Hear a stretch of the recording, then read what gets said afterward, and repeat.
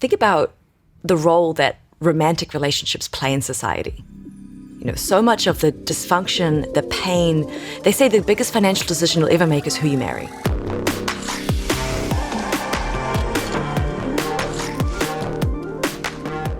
Welcome back, everybody, to the Selling with Love podcast. This is your host, Jason Marc Campbell. I'm doing something different today. I've been doing over, I think we were looking 250 amazing interviews with guests that have incredible books that they've written or key knowledge bases that they wanted to share with people. And for the longest time, I've been looking at businesses that I thought would be so valuable for you to see behind the scenes, to connect with the founder or the CEO and see what happens when you apply concepts such as selling with love to help them grow faster, make a bigger impact, and do it with integrity. And I'm so grateful that I have my friend Mia Lux, who just launched her platform called La Vette. And you're going to discover all about what this platform is about, which is a lot about connecting people that are single. So all you single people out there, definitely pay attention because this might be a platform you'll be looking to join as well. They're in the early stages, and I wanted to get on a conversation where I get to coach Mia, ask her powerful questions, get you all to look over my shoulder as I do it so you can see where you might have some gaps in your own business and ways of thinking differently as well. So it's with my great pleasure that I bring Mia Lux to the show. Mia, welcome. Thank you so much for having me, Jason. Now, I love that we get to do this because I've known you for, like 8 years, I think. I think at least 8, yes, across many continents and many contexts. That's right. And, we had a working relationship at Mindvalley. I've seen you be able to be one of the amazing speakers and hosts at events around the world as well. And I know recently I just follow you on social media. I've seen the development that's been happening with this platform. But before we get to the platform, let's kind of talk more about Mia as the individual. What is the journey that brought you to the place where now you're starting a platform, you're doing your own business? So tell us a bit more about you. Yeah, absolutely. It's funny. I never had any aspirations or dreams to become a founder or CEO. It was never, I would say, in my my play sheet or my goals, but very much ended up falling in love with the concept of what I'm building. Mostly because I came out of a marriage. After being married for like 4 or 5 years, came out, looked around at the singlescape and was like, what happened? It's like, what did they do to us? What is this? What are these apps? And how are we supposed to fall in love and connect and build meaningful, deep relationships when the technology is setting us up for these very transactional, superficial interactions? And was deeply horrified by it. And as a profound believer in love and high quality love and how transformative human relationships can be, how important human connection is, I was left with pretty much no choice but to build something else. So I always laugh. It was very much born out of a passion and a necessity and a curiosity of, my co-founder and I were just asking each other, could we build something at least like 10% better? Could we build something that feels a little healthier? And, our questions around that really led us to co-founding this company, raising a bunch of money and building this new platform. I love it. And this is one of the key things I love whenever you look at an impact or ethical business, kind of a impact first type business that I would refer to, is it's really important to know who the people behind it is and the purposes behind why they're creating this business. So we have a bit of your backstory. So now I just want to hear for everybody who isn't familiar with La Vette, please tell us more about what you've created and how different it is from what we see out there. Yeah, absolutely. I mean, listen, one of the things I decided when we built this was I'm not going to build an app with a twist. Most of the services out there are apps with twists. They're like fancy Tinder. So they'll match you by how famous you are, or they'll match you by which Ivy League school did you go to, or, what kind of religious group you belong to. So they're the same functionality like Tinder, swipe, match, but they're just putting you in, slightly more targeted pools, which again, it's an improvement, but one of the things that I believe in, like I'm a big human psychology fan. Romantic psychology has always been like my hobby, my passion, my whole life. And if you look how human beings naturally develop attraction, it's actually in social settings, right? Friends of friends, colleagues, being match made back in the olden days or through the village. It's like we had these chances to meet and connect in these social contexts, which means, you could trust the person you're meeting because they knew people around you. There wasn't some stranger from the internet. And more importantly, it didn't have this confrontational high-pressure situation where now we're swiping. We're being asked to declare, romantic interest in someone based off a picture and a caption. And then you're in these suddenly you're in 20 conversations with strangers trying to see if there's magic there. So one of the fundamental things I decided was I'm not going to build the same functionality. I'm going to try use the technology that came out of COVID to more naturally mirror how humans fall in love, which is in a social context. So we're not an app. We are a vetted virtual social club. So like you would join a Soho house or you would join, a members group or a hobby group. We have an incredible virtual system with like a virtual bar, a virtual temple, a virtual playroom, a virtual gym, all these spaces you would normally go and hang out and meet people. We've created as a virtual ecosystem, and everything's 100% video. So one of the things we realized too is that it's so hard to get an assessment about who someone is based on a picture. And so many people were swiping past each other because they were judging just on an image. Whereas actually when you see someone talk and move and how they hold themselves and you can have a sense of their energy, people become surprisingly more attractive. So playing around with this idea of, letting us become more than just these like two-dimensional selfies we've been reduced to, putting us back into this like delightful social context where you can meet spontaneously and, have that magic again. And so we're a very, very comprehensive platform designed, I think from my perspective, to create a safe space. Everyone's vetted, everyone's background checked, a safe space that you belong to, where everyone you meet in these fun social contexts is a vetted single. So again, very different functionality, very ambitious, very bold, very mission driven. And which is why I'm excited to talk to you. As you can imagine, being that unique poses some really interesting challenges as well in terms of communicating to people, reaching people, and converting people. All right. Well, first off, I just need to give a compliment. And this is one of the reasons I knew we'd have a great time is you're very eloquent. You communicate very well. And you've gotten an idea of the impact that you want to make with your business. And it's very clear in the way that you communicate it. So the first love in the Selling with Love model is actually love the impact. And the way that you described it, I'm very clear, and correct me if I'm wrong, but the impact that you make for the client, there's a problem that people that are single are trying to find a different way than the way that's working now. It's not working. It's weird. It's transactional, and people are looking for true connections. So you've created a safe space. You're vetting the people. You're creating better ways that are not so high pressure. So all of these are usually what I'd break down into what is the impact for the client. You've listed them down perfectly. I have nothing to say about that. And what's interesting in my model is I often speak about what is the impact for the world. Like if your platform ends up blowing up and now everywhere around the world, this is a single piece that is important for us to be courting, finding each other, finding our partner. I'd love to ask, how would you describe the benefits to the world, the fact that this platform is now everywhere and massive? It's such a great question. And it's funny because like my co-founder, Lauren Zander, she's a coach. She built a big coaching company, and it's a lot of her, her tried and tested psychology that we've put into this. And she always pushes me on this question too. She's like, La Vette can change the world. And I'm like, okay, let's get into it. And so the way we've explored it is think about the role that romantic relationships play in society. So much of the dysfunction, the pain, they say the biggest financial decision you'll ever make is who you marry. And then think about, the impact on children. We have largely lived in a society that role models dysfunctional, unhealthy love for so long.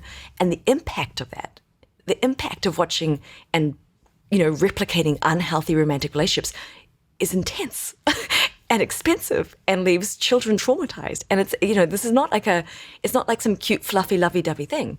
And a big part of our platform, which I haven't even mentioned yet, is that we're rooted in personal growth. So everything we teach along the whole way is know who you are, ask for what you want, be radically accountable, be honest. We're a platform that is constantly by osmosis teaching people that to find love, you have to find yourself first. And so the entire experience is an immersion in, leveraging that, people are single, they're willing to work on themselves. They're willing to ask questions maybe they weren't asking themselves before. And so leveraging that beautiful moment in time where people are open and curious and want to work on themselves and want to learn, so that, as people go through this experience, not only are we connecting them to, and giving them better connections, we're teaching them how to be better in relationship. We're teaching them how to be accountable, how to be honest, how to know who they are, what they want, how to heal what needs to be healed, right? And so if I could take La Vette and have that be the standard system that every person who's learning about love, everyone becomes a better person, a kinder person, a more honest person. And so then you think, okay, what does that translate into the world? More harmony, more peace, happier, more prosperous generations. So I think about this, like this is like a big North Star about creating a societal impact through the micro. And again, you've done the work. This is important. And like you said, this is the North Star. This is what motivates you. And I think a lot of times we haven't taken a step back and said like, hey, maybe I should get clear on this so I know why I get up in the morning. And even if I could add to it as well, I look at what you're building, like we know that harmonious homes, like both parents raising children, creates a new generation that gets to see mom and dad in love in healthy ways, personal growth. If you're making everybody do this in a way that is the most motivating way, which is because you want to find that significant other, now we have everybody being more responsible, less war, more love, just better transactions, less dishonesty. All those things happen in the world because you exist. Brilliant. Your motivation stack from knowing just on the individual level, but also on a global scale, this needs to happen. This is a real problem that needs to be solved, and your platform will do it. There's one that I often neglect myself, and I want to ask it for you because one of the impacts we sometimes forget is what is the personal impact? Because we can sometimes end up as a martyr, like you'll overwork yourself to death because you care so much about that impact. But taking a moment, like all those things we just talked about are great, but for you, like in a selfish way, unapologetic way, what will you gain from making this happen? That's also a good question. I think in some ways it started very selfishly because being single and really caring about love and really caring about high quality connection and being wildly dissatisfied with the options out there. I always joke that I'm like, I think I'm building it for myself. Just like, I might be building this for me. But then also just, this is what I love. I think I've created a company which touches on all the things that really matter to me. I'm a sort of, like a personal growth addict, in the sense of I'm always learning, growing, curious, trying new things.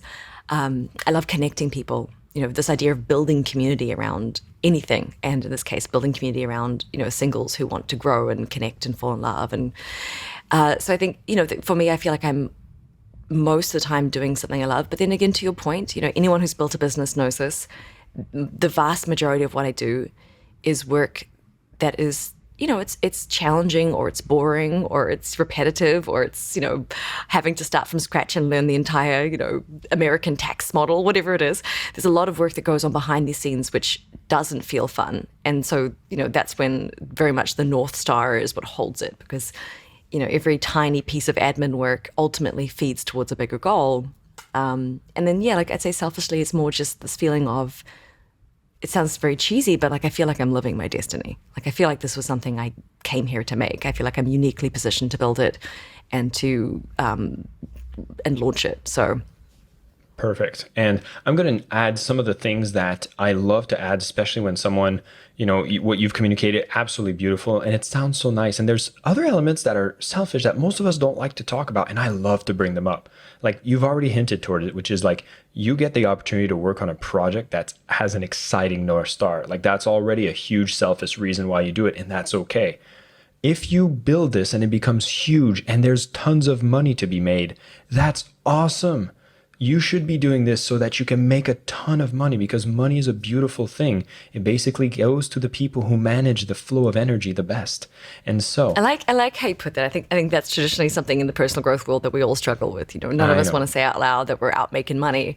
Go get some money. Money's beautiful. Money means that you get to take care of yourself, live your best life, take care of your community, your family. You're going to be building a team. You're going to be able to pay them amazingly and build a whole family that are going to work on this mission together. That sounds like fun. This is things that I'd love for you to even include without having the dogma that comes, oh, I might know you're gonna make money. You're solving it's funny because big when I think about it, I'm like, I have I have a team of about 5 or 6 people, and it's easy for me to be like, I want to make money so I can make sure I keep paying them. I can make sure I can do it for other people. But it's funny. It is like there's always a little bit of a I'm learning to be like, no, like it's great to actually earn the money and make the money and have the money be a signal of how much value I've actually created for other people. I'm still like kind of adjusting to that model for sure. Well, I want it to be a reminder, and I'm going particularly harsh on you, but I want everybody else listening, like, how did you feel when you started doing this exercise at home? And what were your thoughts around being like, is it okay for me to make money? Is it supposed to be taboo? It shouldn't be. And I'll add one more thing that I often advise my clients, Mia, and I'd love for you to maybe consider this as well. is the world needs to see more role model, particularly female women models that are doing good in the world and are adequately compensated for it. If you want to be coming from the beautiful space, then go earn a ton of money so you can show other people you don't need to go into dodgy industries. You don't need to be cutting corners. You don't need to be, selling your soul and slaving away in a corporate job that ain't doing any good to the world. When you focus on impact for the world, for your client, and you become successful yourself, you become the role model for other people to say, maybe that's the path I should have been on the whole time. Does this make sense? Yes, for sure. And I think there's a lot of this assumption that there's a correlation between impact and kind of martyrdom in some ways, like you pointed out. I think I don't believe in that either. Like I think this is a new generation of entrepreneurs who are learning that impact done well makes plenty of money, as long as you're not blocking it with your old belief systems. So thank you for the reminder. Awesome. By the way, I'm going to just put a little note for anybody who'd be interested in doing a workshop where we do something similar as this. Go to sellingwithlove.com/challenge. This challenge is going to be happening at the end of the month, and you'll actually get a chance to walk through all of these loves I'm discussing with Mia, and you might get to experience the exact same kinds of transformation and insights as you complete your maps. And for you, Mia, I'm going to have my team complete a set of maps for you once we're done this session, which is going to be a beautiful reminder of our conversation. Now, I want to move on to the second love. So this is about the impact. You're clear. You are quite ahead of the curve because you've been operating this business for a while and you're very clear. I know you have a co-founder that's been reminding you as a coach. So you've done this work. The second one is one that I feel you'll also be quite clear on because it's core to your business model, which is love the client. And what I speak about is when you love the client, you take the time to understand the client. And so if I would ask you, who's your client? You've talked a bit about it. Could you define them for me even more? Yeah, and what's fun about our system is, even though we're a vetted community, what we're vetting for is self-awareness and integrity. So most dating systems vet for a certain wealth or a certain educational background, a certain amount of followers on Instagram.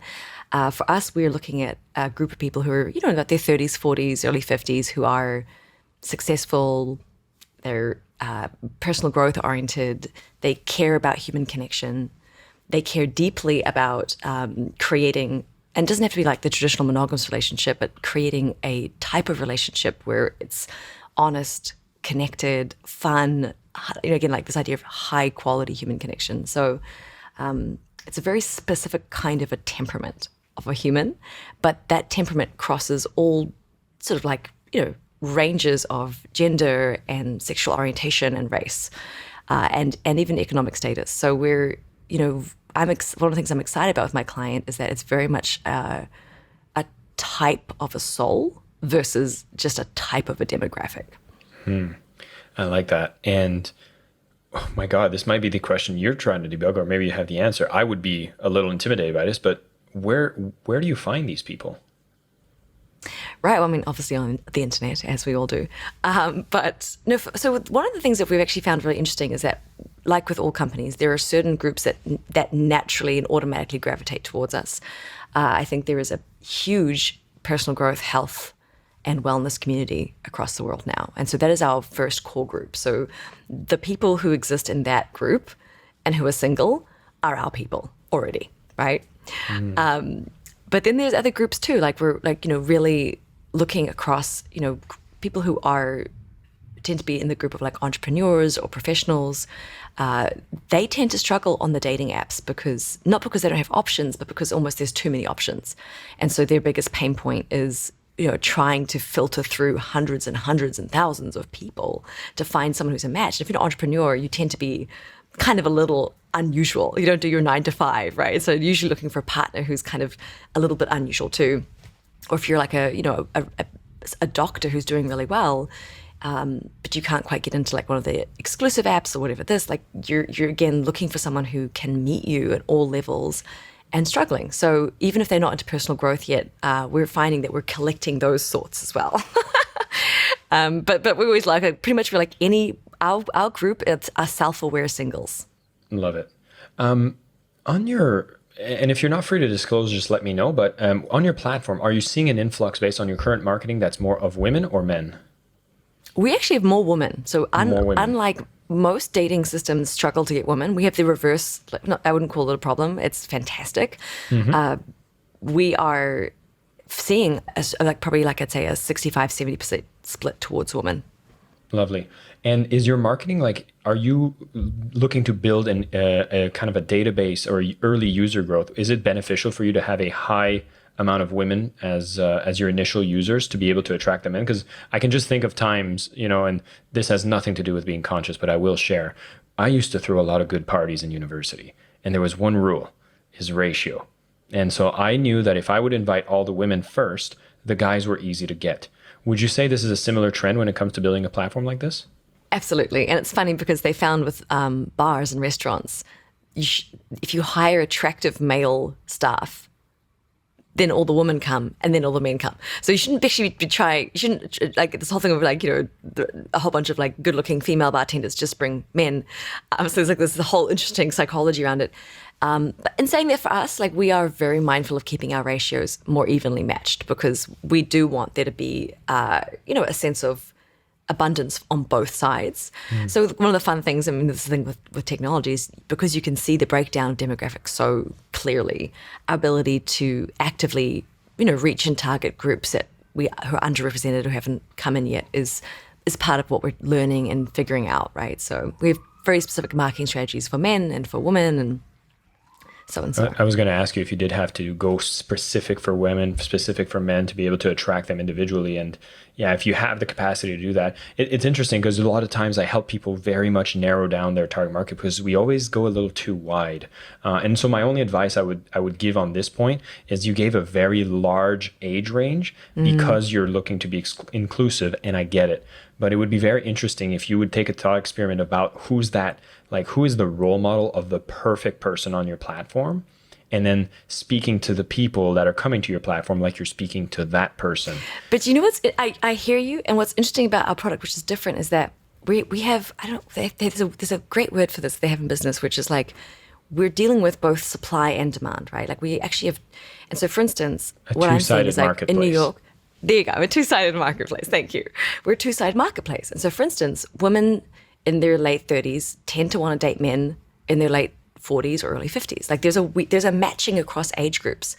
And so just going for, I'm not selling a product to a person. It's two-sided. And so the age range is actually because that's the grouping of where these age ranges date in between each other. And so, if I just put a whole bunch of 30s together, it doesn't work. Or just a whole bunch of 40s together, it doesn't work because people don't just date within that, especially in America and especially now, don't just date within like a 5-year age group or a 10-year age group.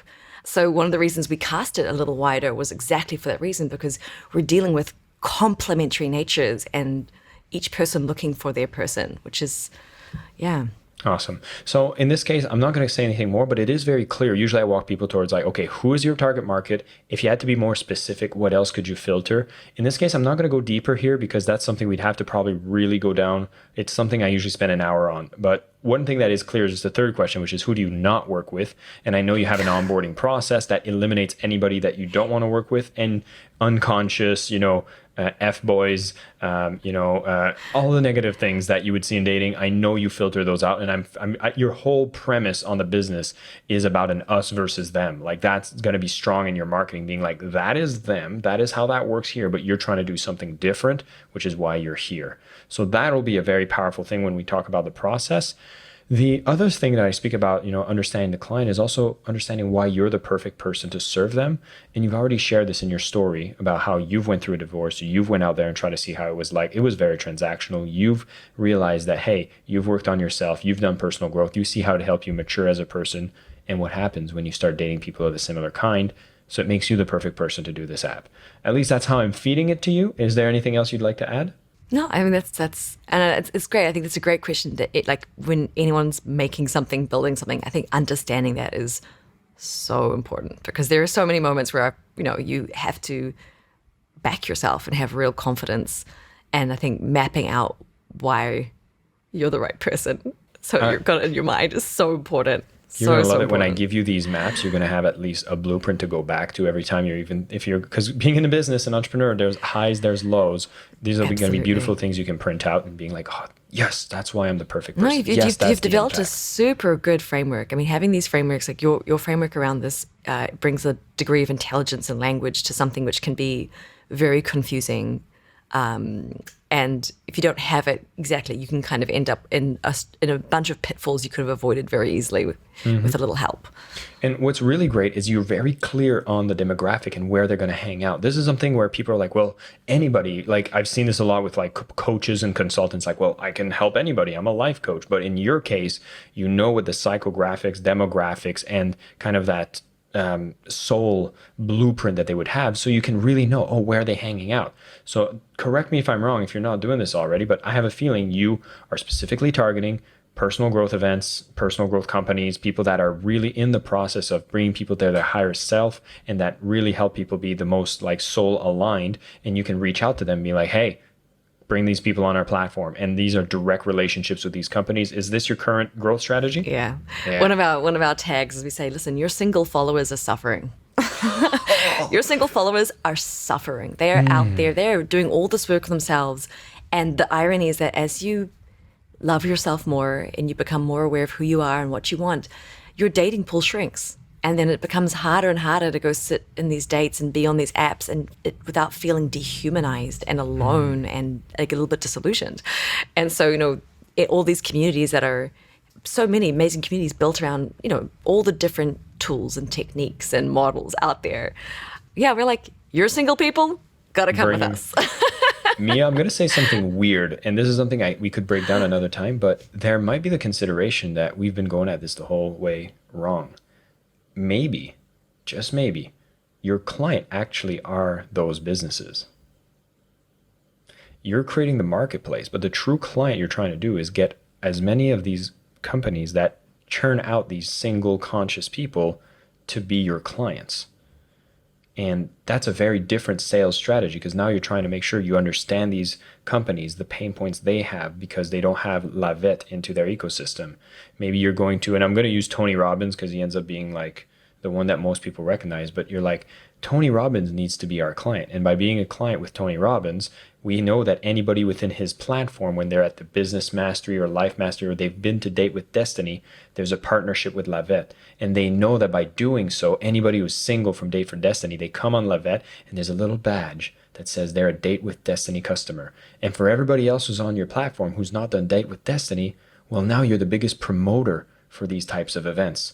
So this is a big pivot, but it's like, well, if we're a marketplace, then our client is the businesses that are going to drive the revenue. So maybe we're looking at this differently. And I'm not here to mess with the business model, but that's an idea that came up and might be something we could discuss offline. Yeah, no, I mean, listen, we have a whole affiliate strategy around partnering and working with different companies and different firms and community leaders. This is a big part of it. One of the unique things about our company is that my co-founder and I have a lot of relationships with a lot of in that world. And so leveraging those communities to start with, and in a way that, makes it fun and interesting and makes sense economically for everybody, is part of our experimentation. I love it. So we have love the client. So we look at and we start questioning who's our real client. We can start having debates, and then you start filtering it down and you get that clarity of where they're hanging out, so you can get strategies on how to onboard this. I love it. Now the next one is love the product. And you're a product entrepreneur. Like, the product is your baby. I know you ain't going to have any problems here, but I want to know, what's the regular price point? Mm-hmm. What's the product? Tell us more. Yeah, I'm a product CEO. So for me, my greatest joy in this company has been taking like the world's best psychology around human connection and finding ways to build that into a technological platform. And it's so fun. Like, we have, down to the fact that I've automated all the social friction points so that we have an anti-ghosting rule, but it's all clicks of buttons, right? So making things as easy as possible for people to behave well, be accountable. We say like clarity is kindness, right? Teaching people how to be clear about what they want, and if it's a yes, if it's a no, teaching people how to receive a yes or a no. Super, super, super fun. And yeah, so product-wise, I feel very excited. Like I said, we're at the stage right now where we're going into our first full beta test. So we have a whole bunch of people going through a onboarding, doing the applications right now. We'll open the social club doors for that test at the end of this month.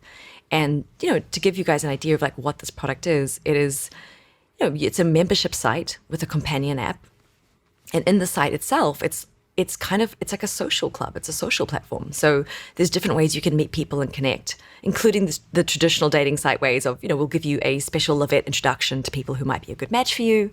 But there's a member gallery, so you can kind of go through and find people. But remember, there's no pictures, right? So you find somebody, you click, and the very first thing you'll ever see is a video. And so, you can kind of go hunting on your own, but ultimately driving people into live experiences. So whether you want to go and do, a gratitude exercise on a Sunday morning, or you want to do a power hour co-working on a Monday, or a comedy night on a Thursday, there are these live virtual experiences where they're in these beautiful rendered spaces where you jump in on video and it's hosted, it's facilitated, and the whole point of those experiences is to get you connected and talking to people. So I one of the things I'm aware of with my product, which it's hard for me, is that we built something very comprehensive. I believe, I want to retrain people away from what they've been taught, all the antisocial behaviors that the apps have taught us, the ghosting, the unaccountability, the treating each other like products. I want to retrain people. So we've built something very comprehensive. I don't know yet what parts of that are going to land and what parts aren't. I think part of this, getting to know your client, getting to know what they want. The truth is, I've made my first best guess, and I think the next while I'm going to find out. In terms of pricing, it's a membership model. So it's like you would join a Soho House or, a core club or any of these kinds of membership communities, or like Mindvalley, they've got their annual memberships. And so for us, it's a minimum 6-month commitment, which is $1,110. And the idea being that, this is something you join and become part of, and it's a commitment to yourself too. You're coming in to join a community, to be on a journey, to have these experiences, to all the free learning resources we have. Like at the temple, you can go and learn meditation, right? Or in the Evolution Center, all the free coaching videos. And so it's like choosing a committed pathway to learning and growth and connecting is the model, and then it moves into a monthly subscription. Love it. So when you say one, by the way, we have a rule in our company because every time someone says "love it," we're like, "Love it." Love it. Well, let me ask you this. So when you say 1111, is that a discounted price or is that the full price? That's our full price that we're launching with. So that's good. We call it our founding member price because it's going to be for the first 6 months. Got it. So our founding member price that'll launch in July. And that's what I'm saying. If this is before July, anyone listening to this now, we're still in our beta process, which means anyone can come into beta and participate for $33 for 3 months. Wow. So we're having obviously it's not even a discount, it's pretty much free. But we have to test our credit card systems and, we background check everybody. So this is a come in, play, test it, help us build it, help us co-create it beta period, which is a really fun way to get in. Let me ask you, what's the monthly rate? Non-discounted, monthly, month to month? $185. $185. Brilliant. Mm-hmm. I love that. Which we always joke, we're like, it's less, it breaks down to like $42.50 a week, which is less than an Uber ride back from a bad date. That's so good. So, I love the price anchoring. Yeah. Which definitely falls into the love the process. Now, can I ask you a question, Mia? And this is going to be a thought experiment. And this is one of the things I love about, on the product. One of the things I speak about is you need to tap into creativity, abundance, and joy when you want to speak about building the best product in the world. And oftentimes, there's a lot of anxiety and friction because we have a set price point and a set of features that we've built on that price point. So let me ask you this, just as a crazy idea. If it happened that you only could sell it now for $1,800 a month, that's the price of the product now. What would be some of the features that would be added into your offering that you feel, someone might feel really good about paying $1,800 a month now? Interesting. And I don't want you to think about the implementation. No. Just list ideas that would come to your mind. It would 100% be each person would have a series of, they'd go and they could pick an area of their life and they would get a series of coaching calls. So you could pick, hey, well, while I'm here, I want to work on my career, or while I'm here, I want to work on healing my family dynamics. And, we have a whole bunch of in-world teachers and coaches who run all the events. So I would essentially have each person have a bespoke pathway of one-to-one learning. Amazing. What else? I would probably start building live events. So then if I had people part, I would do in-person member events once a month. What else? I mean, to be honest, it would come down to my capacity to then a combination of bringing in more types of experiences. So it increases my ability to bring in different teachers, create, I think, perhaps more dynamic, more versatile kinds of in-world experiences. I think the thing with the dating site is that ultimately one of the things that matters the most is having enough variety with people, though. Like, I think the educational process and the learning process makes the journey really fun. But at the end of the day, making sure people are actually connecting to enough potential matches is key for me. So I'd have to figure out how I could use, and that's something that I can throw money into marketing.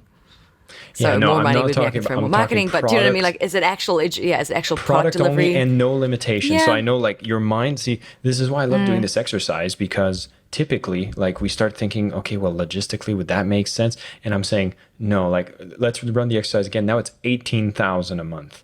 What would someone get for 18,000 a month? And you're like, oh my God, then we'd have like unique experiences, an assigned concierge for everyone. Like you start thinking about crazy ideas, but not about the how, but just thinking how, wow, this could be something maybe in the future. Maybe. But it's always fun to have a moment of dreaming. And oftentimes when you spend more time doing this exercise and you're thinking, what else, what else, what else? You might come up with ideas that you're like, you know what? The cost of that wouldn't be too bad. And I could even include that in my regular offer. And maybe my regular offer now needs to be $300 a month.